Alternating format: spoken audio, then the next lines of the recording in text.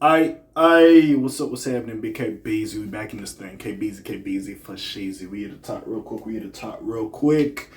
I gotta get started on these album reviews, but there's a lot of news I be catching up on at the same time. But anyways, Joe Budden opens up about his dark reality, the dark reality of Percocet addiction. As we know, Joe Budden hasn't been a saint. We've seen him in these podcast streets today and all that. But there was a point like he was really into. He had a drug habit, so we had to talk about it. And if we can learn anything and gain any perspective from it, I do feel like we should listen to it. So again, let's get into this real quick. So during his recent appearance on Shannon Sharp's Club Shay Shay, Joe Budden got brutally honest about the height of his addiction. Sorry, I'll be burping and shit. Joe Budden seems to be in a good place for the time being, but he's battled his fair share of demons. During a recent appearance on Shannon Sharp's Club Shay Shay podcast, for example, he opened up about struggling with Percocet addiction. He says he was hospitalized for a hand issue back in 2008 or 9, and it all went downhill from there. According to him, doctors were writing all these slips in the hospitals and prescribing the perks, and people were getting hooked on them. They prescribed me with medicine. Perks were on the list. When I left the hospital, I was hooked to perks, the podcaster recalled. I was addicted to Percocets and Oxycontin. I was about to say codeine, but whatever. And I was able to get them on a street level. And I mean, hey, listen, bro. Hey, everybody know the street pharmacist, bro. You could get some shit. But anyways, my Altoid case would be rocking. I didn't leave home with less than 40 pills on me, he continued. 30s too, big boys. So I didn't leave home without them, just in case you bumped into a party.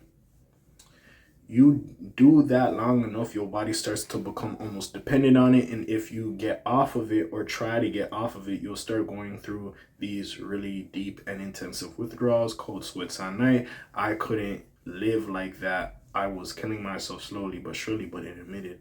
I thank God every day that I experienced that at the time that I did, because that was before fentanyl. That's true. Yo, the amount of people that passed away off fentanyl is ridiculous. Anyways. And fentanyl be mixed in a lot of shit. Anyways. Fortunately, the personality was able to get his life back together and back on track with the support of his loved ones. I don't want to say I woke up one day like I just had all of this self-control. He concluded, my parents were instrumental in that. My friend group and everybody in my life was really instrumental in weaning me off of that stuff. It wasn't overnight. It was a struggle indeed. But again, I thank God it happened back then and not now.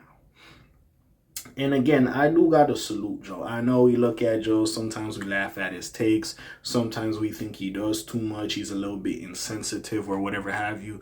But again, if you was there for the ethos, bro, I remember them tapes. He thought he wanted to self-transition and do all of this. So I remember this. So the fact that just to see Joe Budden today, even though sometimes he does come off as a narcissist or he does whatever, hey, it shows like any motherfucker could make it, bro. Because again, Joe was famous or he had name recognition, but even still, his career didn't probably go the way he thought it was gonna go. And like, yeah, just to have this renaissance in podcasting and be where he's at, you just gotta tip your cap and salute a person like that. I know sometimes with the jokes or even some narratives on the podcast, maybe they're doing a little bit too much at times, but you just gotta respect it. And I do like stories like this because we do gotta talk about it. A lot of the times, especially with these artists, celebrities, influencers, whatever the hell you want to call them, we see a lot of the glitz and glamours, the clothes, the jewelry, award shows, performances, all this and that. We're seeing all the good aspects, but we're not seeing the bad times. And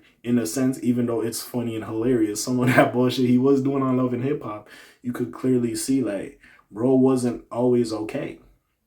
And the fact that even though, sure, he was not the most, I guess, commercially recognized, like commercially as in like, commercially sold records, like recognized rapper, like the fact like he transitioned to podcasting, became a media personality and just did his thing, kind of paved the way for some other niggas as well, getting himself right. You always got to tip your hat and salute to him, even though sometimes he does a little bit too much when he calls a group of people the poors and all this other bullshit. Like, you just got to respect it. I like when they talk about stuff like this. And salute to him and his friend group and all of that. I do like, we have to recognize stuff like this. I said this the last time with the Kevin Gates situation when he was talking about he wanted to self-transition. So again, we do got to talk about the hardships these celebrities do go through and the fact they overcame it. Because we sitting here critiquing them, laughing at them, doing all this shit, but they really go through it like me and you. It's just that it's not publicized as much because we might not see it. They got a PR team, this and that. They're going to scrub the internet clean and all this other shit. But like, yo, they go through it, bro. It ain't always glitz and glamour.